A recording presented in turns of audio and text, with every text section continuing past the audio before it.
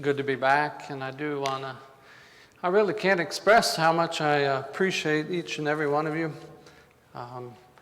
We do have a long history going back here now, 14 years as he mentioned, and we appreciate the investment that you've had in our lives. I want to share with you some of the steps that have led us up to this point and some of the steps that we're looking at going forward, and that's kind of the theme of the message today is how the Lord directs our steps. You know, I imagine with you there's just certain key verses in the Bible that maybe you call it a life verse or just something that has just impacted you every step along the stage of your Christian growth and maturity. And for me, there's been about 3 of them.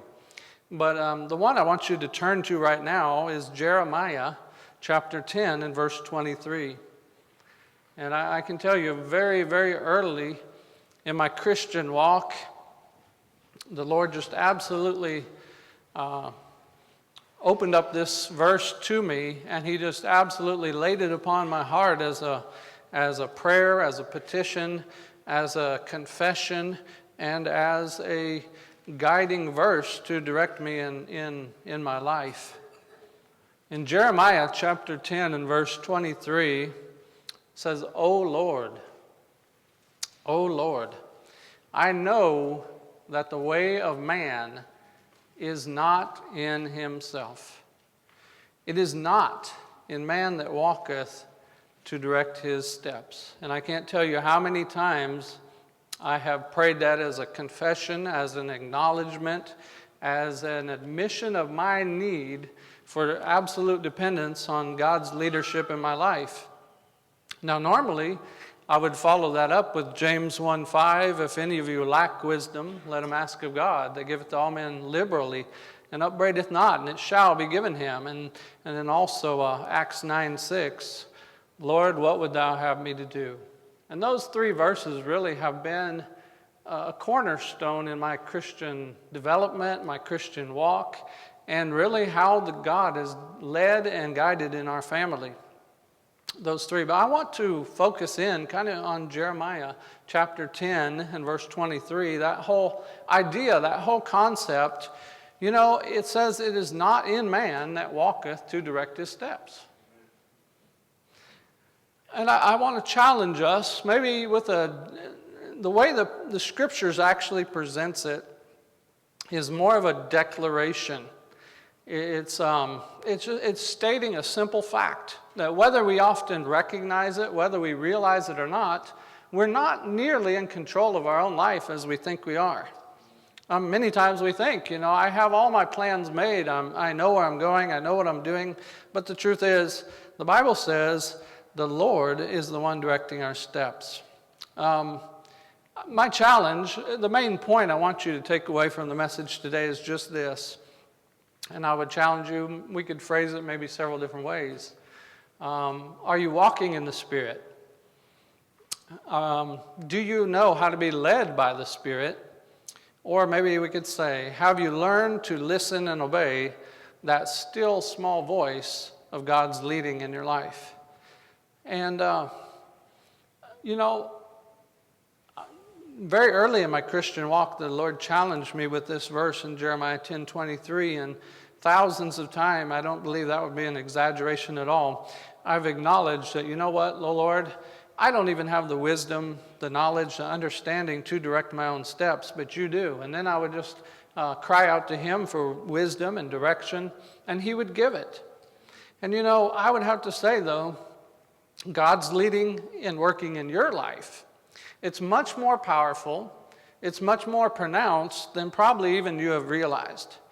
God is directing your steps. And we're going to touch on that a little bit later. Even if you're resisting, even if you're rebelling, guess what? God is directing your steps. That's what the Bible clearly says. Matter of fact, flip with me to Proverbs 16:9. And again, we could go to a host of scriptures, but we'll just stick with a few key ones. But Proverbs 16:9. Again, this is not something that's up for debate. It's not something that you can argue about at all. It says, a man's heart deviseth his way. Proverbs 16:9. And too many times, unfortunately, maybe we stay right in that part. But it says, but the Lord directeth his steps. You know, a man's heart devises his way. We think we have it planned out. We think we know what we're doing, where we're going. But you know what? The Bible says the Lord sovereign has the ultimate word. And I want you to see, and I'll share a little bit of this. It goes along with my testimony. It doesn't even, this is not conditional, is it? It doesn't say if you're a child of God that he directs your steps. It doesn't say if you're not a child of God, lost or saved. It doesn't matter how long you've been saved. It doesn't matter what stage of your life you're at. It's not conditional. God is directing your steps. You say, well, we do have a free will. We do. We absolutely do. But it's not unlimited, is it? Somehow, God's sovereignty, he directs our steps. He doesn't violate our free will. He just steps in and he directs our lives in many ways. So like you said, we don't understand. We may not even agree with. We don't believe in coincidence or luck. So then the question becomes, if God is directing our steps, and it's not a question. It is a declaration. God is directing our steps. Will we work with him or will we work against him? God is leading in your life right now, not only through the blessings, not only through the joys, not only through the good times, the easy times, but he's leading in what? The trials, in the temptations. He's leading in the delays, in the distractions, even in all that. But I do say this as well. There is a distinction between how God leads his children and how he leads the unsaved. You know, if you look with me at Psalm 37:23, a very familiar passage, it says something interesting. The steps of a good man are ordered by the Lord, and he delighteth in his way. Now we know that there is none good in that sense, but those who have been sanctified, those who have been justified by the blood of Christ, those who are saved, those who are his children, guess what? It's like there's a special leading and directing of God. You also know Romans 8:28, right? And we know that all things work together for good to them that, what? Love God. To them who are the called according to his purpose. I want to share a little bit of our journey because it just, to me, it just absolutely illustrates God directs our steps. And I challenge you again today, can you listen to that still small voice of God? Can you say right now, I am following his leadership in my life, willingly, intentionally, or purposefully? My wife and I began our journey together a little over 30 years ago. We were in a military training school in Fort Huachuca, Arizona. And I could say 100% unequivocally, I could say that God was directing our steps together. And you know, it was basically with about a 0% realization from us and about 100% the hand of God. I mean, we didn't even recognize it at the time, but looking back, it was so evident, it was so clear.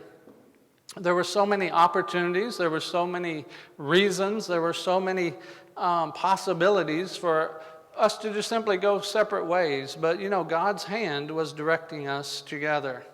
I would say, but God. As a matter of fact, I mean, just as a visual illustration, the Army shipped me to Maryland and her to California. You could hardly get any 2 points in the U.S. Further apart. And yet, even though neither of us were saved, even though neither of us were intentionally looking to God for direction, he was directing us together. God was directing our steps. We both came from dysfunctional, or could you say broken homes, and so we were in for a bumpy ride. It would be many months of long-distance relationship, but in October of 1991, we were married. And then she went back to California, and I went back to Maryland. So even in that, you know, God was clearly keeping us, not only putting us together, but keeping us together. So now we kind of fast forward just a little bit. We're married. The Army now decides that we can live together. We're stationed together in Panama, Fort Clayton, Panama. A new marriage, a absolutely new culture, new experience for both of us. A lot of culture shock, would you say, because first time we'd ever been out of the country. And up to this point, you know, God was working in my life, but I didn't even recognize it. But now, for the first time, I began to realize God is clearly working in my life. This is about 3 years before He would save me. But you know, the Lord began to put people and circumstances in my path to direct my steps, and He hasn't stopped to this day. It was in Panama that He put an overwhelming hunger in my life to base my life off of His Word. It was in Panama that the Lord directed our steps, both my wife and I, to get involved in military chapels. Now, that's where He just began laying a foundation in our life. We both came from broken homes, from a lot of erroneous, false doctrines being exposed to us in our childhood. And so He began just simply laying a short foundation in our lives. He began using that military chapel to sow some basic Bible truths in our lives. Matter of fact, it was in Panama that I first began hearing what we would call a clear presentation of the gospel. It was in Panama that the Lord directed me to read through my Bible for the first time. It was in Panama that for the first time, after reading through it, and I realized that this wasn't just an elevated history book, it wasn't just a holy book, it was the inerrant, inspired word of the breathed word of the living God. And I was not saved, but He put such a hunger and a thirst in me at that time that it was just evident that God was directing my steps. It was in Panama that God led us to take our first steps of faith. And in particular, the one that had to do the most was what? We both said when we got married we're never having any children. You know, you know how that worked, right? But based on the Word of God, I found out that children were a blessing, and we decided to trust Him, and we decided to have children in faith, and we never looked back. But you see, we were very active in spiritual activities at that time. We sang in the choir. We were youth leaders. We were doing as much as we could in the military chapels and all that. But we were without Christ. We were confused. And God was directing our steps so clearly. Sarah was born in 1994, and so Anne got out to become a house mom, I guess I should say. And then I got out in 1995, and we moved to Kissimmee, Florida. Well, at that time, again, my plans were just simply I enrolled in a Votech school. I was actually going to become a mechanic. We bought a house, paid cash for a house, and we settled down in a little 2-bedroom condo right there in Kissimmee, Florida. But you know what? God was directing our steps. You know, all my plans, all my thoughts were very quickly upended. Because of the influence that we had in the military, there were 2 Southern Baptist chaplains in particular that really ministered in our lives. And because of that, you know, she grew up with more like Jehovah's Witness, Catholic influence. I grew up with Church of Christ doctrine. And so now we kind of self-identified as Baptist. We didn't know what it meant. We just really didn't, have any real concept of the doctrines or anything like that. But we identified as Baptist. And God put an independent fundamental Baptist church right there in Kissimmee, Florida for us. Once again, we were religiously active. We were spiritually involved. I was going on visitation. We were members. Jonathan was born during this time in our life. But God put an insatiable hunger in my heart to hear the teaching and the preaching of the Word. The first person that God put in our path there in Kissimmee, Florida, his name was Pastor Ed Carney, pastor of Bible Baptist Church. And every time he would get up to preach, no jokes, no introductions, no illustrations. He would just simply say 3 words: open your Bibles. And my heart just, kind of melted each and every time he said that. And that was exactly what my heart was hungering and thirsting after. And so the Lord saved me in 1996 there in Kissimmee, Florida. And immediately after that, again, he directed our steps. There were 2 people he put in our lives, Bob and Barbara Wilkins. Growing up in dysfunctional homes and in broken families, we didn't have relationships at all with our families, our parents, our extended families. And he put this family in our lives, an older couple, to disciple us, and to really, they became like grandparents to us, Bob and Barbara Wilkins. And, from that time, here I am now, a child of God. And like I said, God is leading in every life.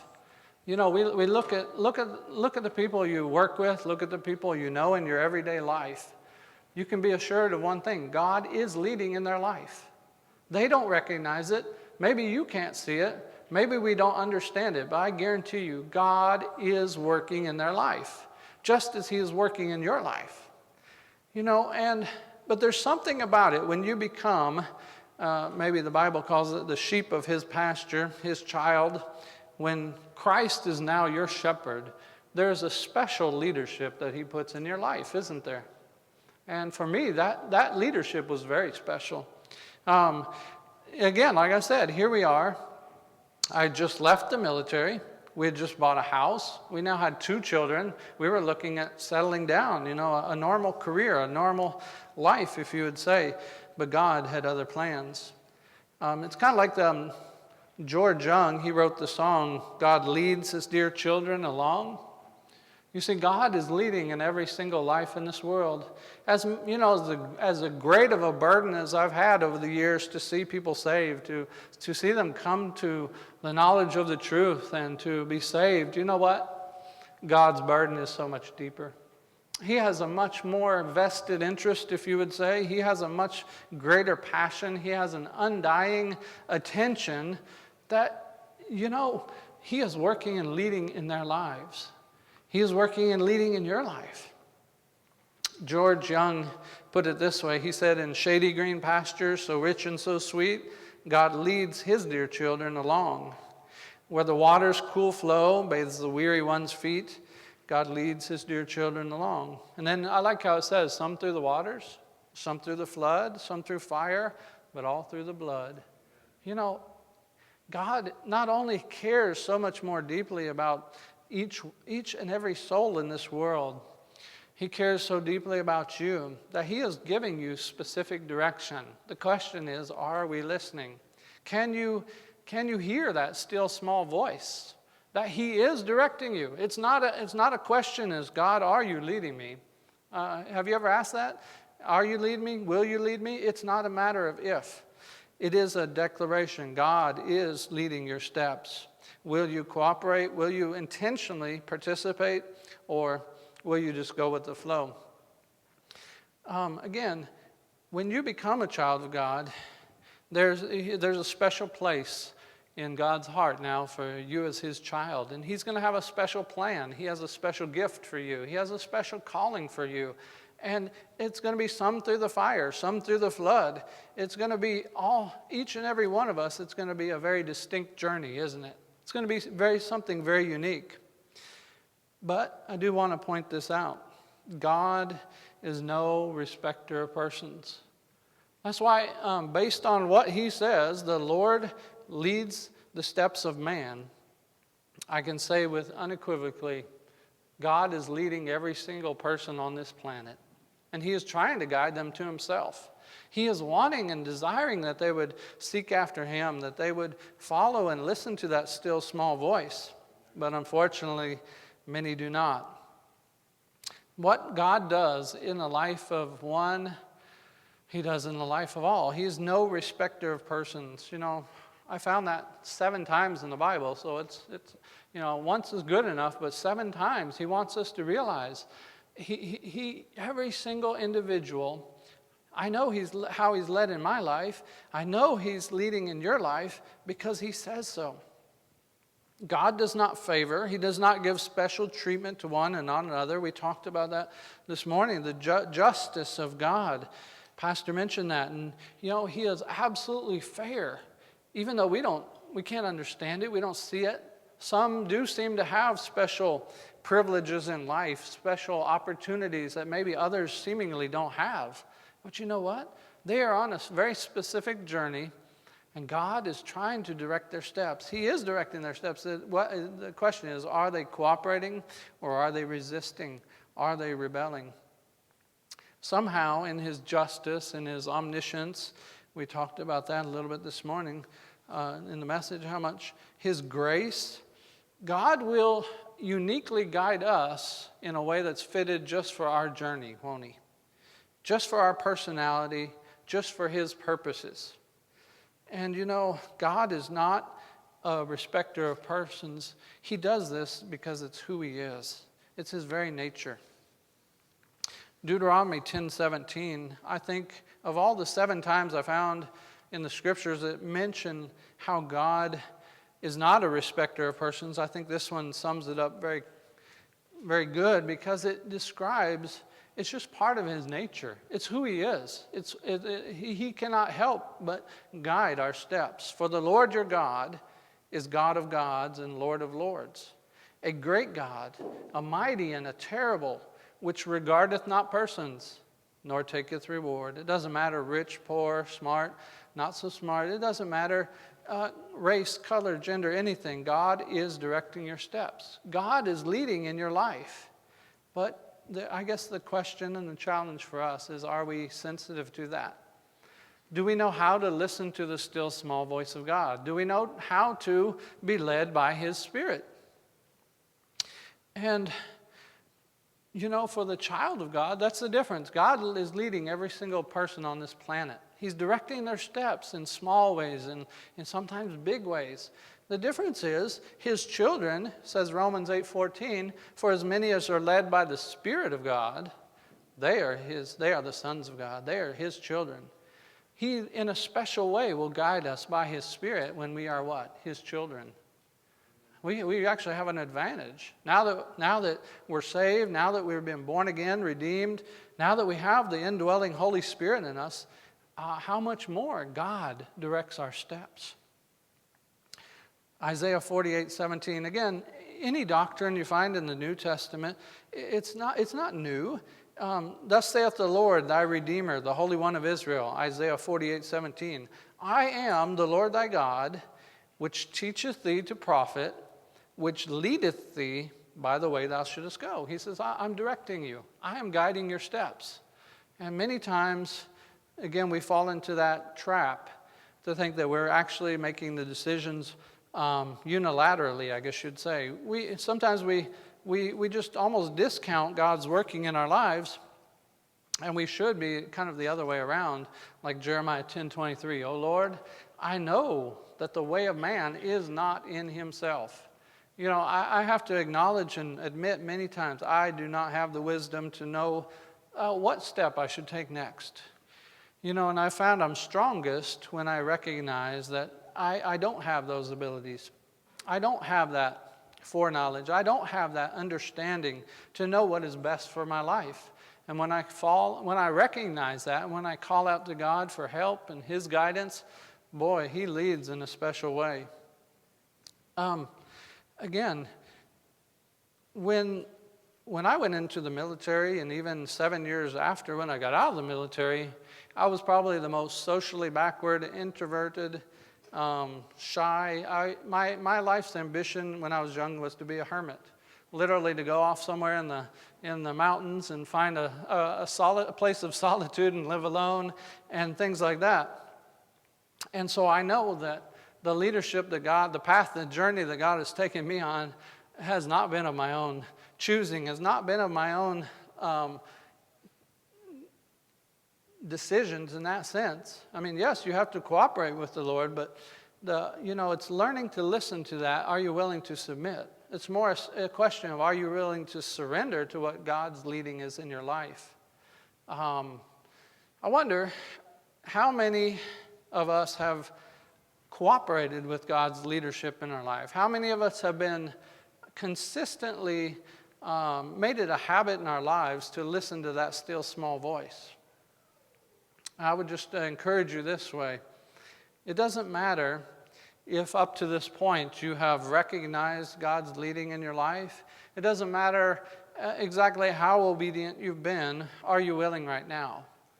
And I would make this, let's say, think about it. It doesn't matter how far away or how far off the path you have wandered. It doesn't matter how far off the path you have wandered. You're only one step away from starting back on the path to His will, His way for your life. You think about it. I think of Jonah as a very apt example, isn't it? I mean, basically God says go east, he goes west. He says go to Nineveh, he goes to Joppa, and 180 degrees outside of God's will. But there came a point when God humbled him and he basically surrendered, and he one step was all it took for him to get right back on the path that God had for him. One step following the still small voice of God will get you back on His path. Maybe many steps after that, but one step. What does it actually mean to live in the Spirit? What does it mean to be filled with His Spirit? What does it mean to be guided by His Spirit? And I say, well, it begins with listening to that still small voice in all your decisions. Many times we make decisions unilaterally, don't we? We say, Lord, I've got all these plans, and as far as just bless my plans. But when you start off at the beginning and you just surrender anything and everything to God, you say, Lord, my plans are in your hands. Lead me, guide me. When you just have a regular, habitual, continual surrender to His leading in your life, saying, not my will, but thy will be done, getting out of our comfort zone. What does it mean to follow the Spirit of God? It's going to mean getting outside of our comfort zone, isn't it? It means being willing to do things that you honestly wouldn't naturally do. Because if you're just naturally doing it, it's a good chance it may not be just totally 100% God's will for your life. Have you learned to listen and obey that still small voice of God's leading? So I could say, from the time the Lord saved me in November of 1996, He's led us on a very unorthodox journey, a very unique journey, but looking back, it's been one specifically designed by Him. Within a year, we had sold the house we just bought. I quit my job, and I said, we're just going to step out in faith and follow the Lord. Now, there was a lot of zeal without knowledge, but, God dealt with us in that where we were at. When we had that willingness to follow His still small voice, He began to lead us on a very exciting and a very unorthodox journey.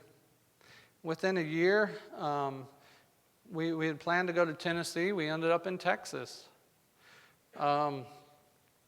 Again, I planned to settle down. God has had me on the move ever since. He directed, again, another thing about listening to the still small voice of God is He's going to put certain people in your path at just the right time. And it's going to be so evident to you, even if it's not to others. He's going to be so evident. He put in my path Milton and Francis Martin. Again, we went to Tennessee. We thought we were going to settle down. We were thinking about raising a family. And God interrupted our plans, and He introduced Milton Martin in our life, and He invited us to go out and train and serve with him. Since that time, I think it's been short-term missions in like 16 countries. we've lived, full term in 3 countries now, and I think you all know most of the history of our recent travels. I mean, of course, 7 years in Nicaragua, 2 years in Botswana now. But again, I never wanted to travel. My wife, she's the one that wanted to travel when she was young. The still small voice of God led us to do so many things. And I would say this, I was trying to think of how I was going to put it earlier. Somewhat, I can't capture it right now. We jumped in this journey 100%. That's all I can say. Sometimes a little bit with reckless abandon. That's what I was going to say, kind of with reckless abandon. We sold our house. We totally depleted all our funds. We just lived by faith.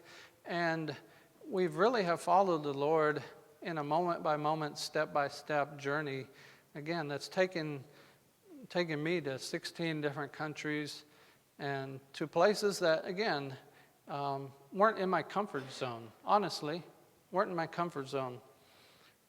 Preaching was not my comfort zone. Missionary work was not my comfort zone.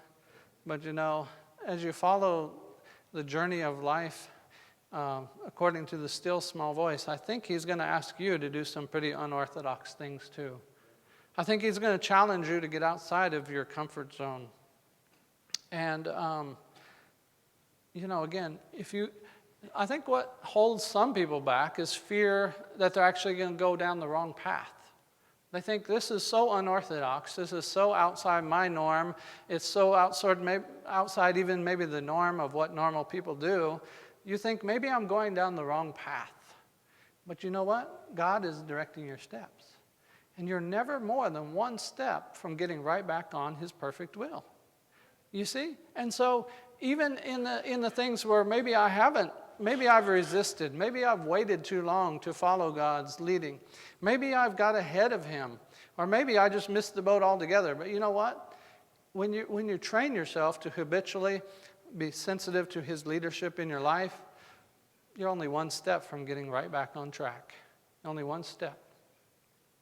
Where is God leading us from here? Well, let me go back a little bit.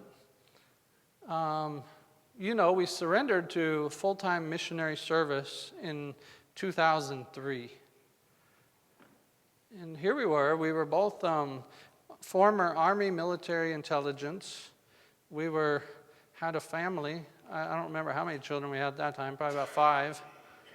And the first place that God laid on our heart to go was Colombia, South America. It makes no sense, does it? Kidnapping capital of the world. I mean, it's a risk for Americans. We have small children. And God was calling us to go to Colombia, South America. But you know what? We obeyed. We went there and ended up there short term. We didn't ever end up there a long term. And that's where God used that to direct us just a little bit. Well, if you look at the map, it's the opposite direction, right? You have Colombia here. We ended up in Panama and went to Nicaragua. That's how God does it a lot of times.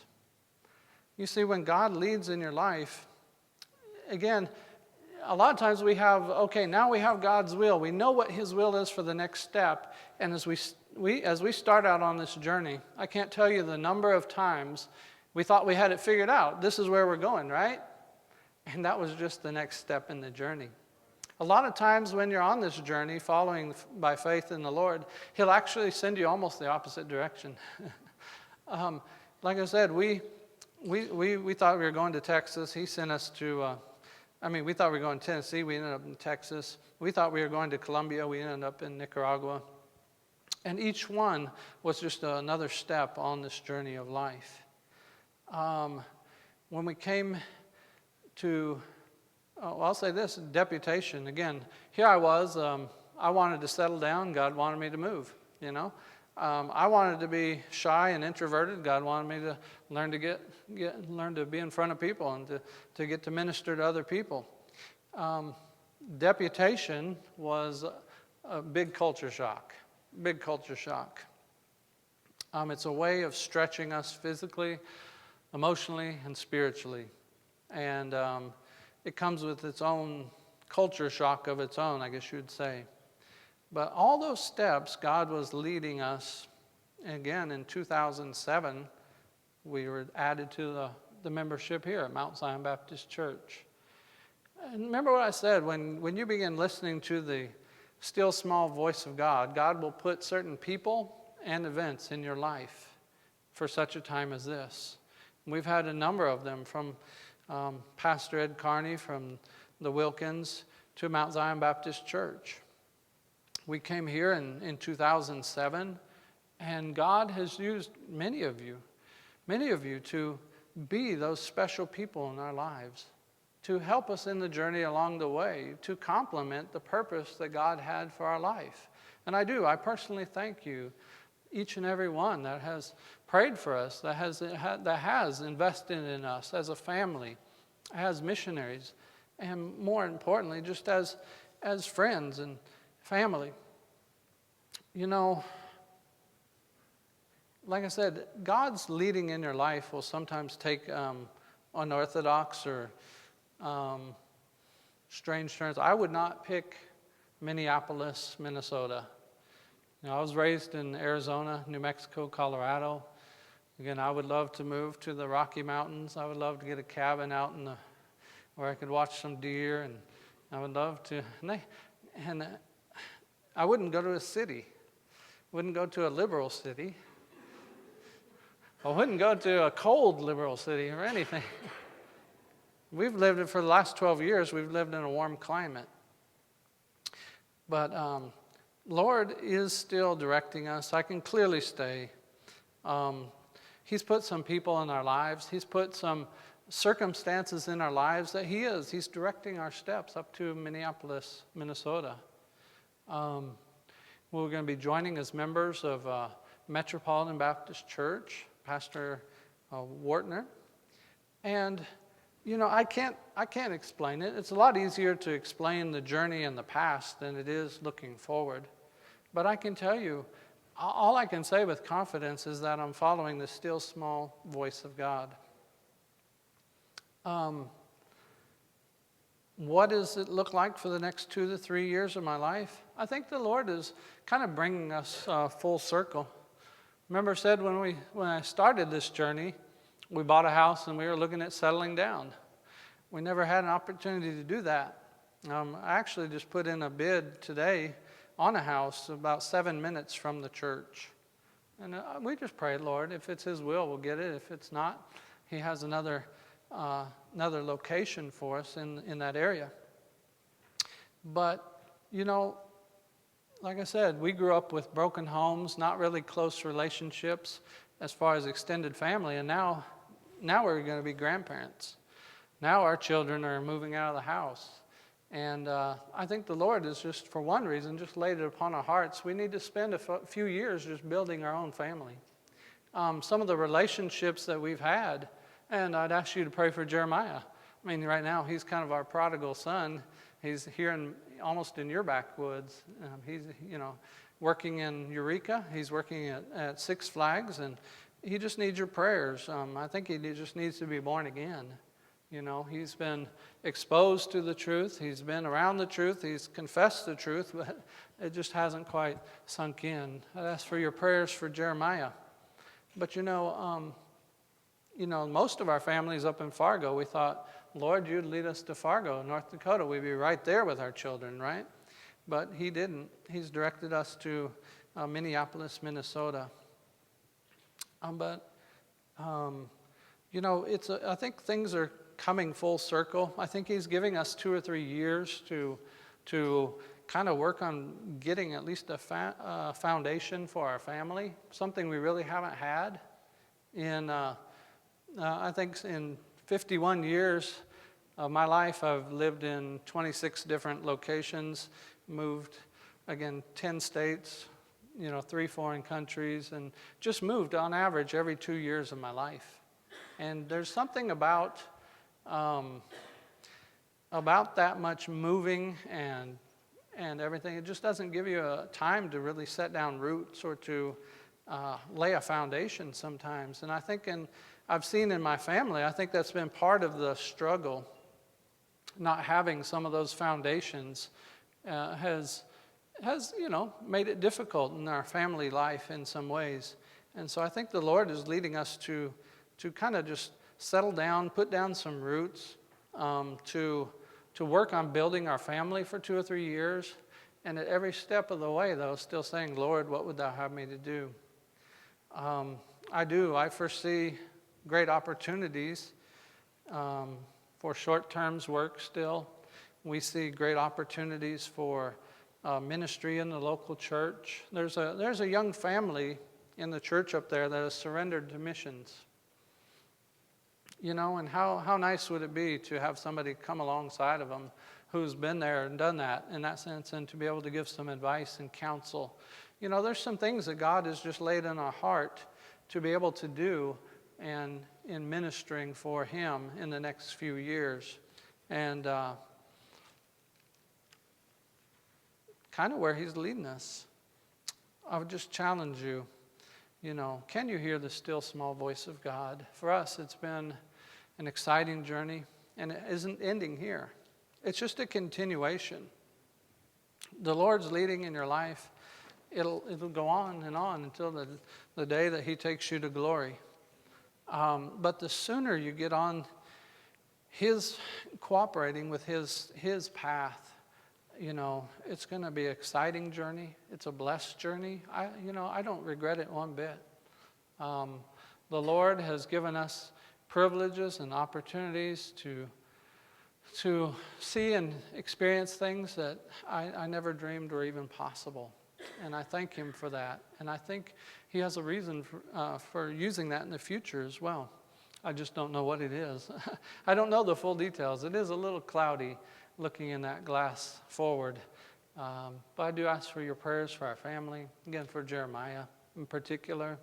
But for us, if the Lord's will, maybe we'll have a house in a matter of a couple months. I don't know. Maybe we won't. Maybe we'll be homeless again. Maybe we'll have to live with Jonathan over there in Fargo for a while. Not sure. But thank you from the bottom of your heart. I can just say that, again, God placed Mount Zion Baptist Church, and many of you in particular, in our life at a very special time. And I know you've been a blessing in our lives. I pray that we've been a blessing in your lives. And, we're going to have all eternity to fellowship and rejoice in some of this. But for now, this is just where the Lord is leading us. God bless.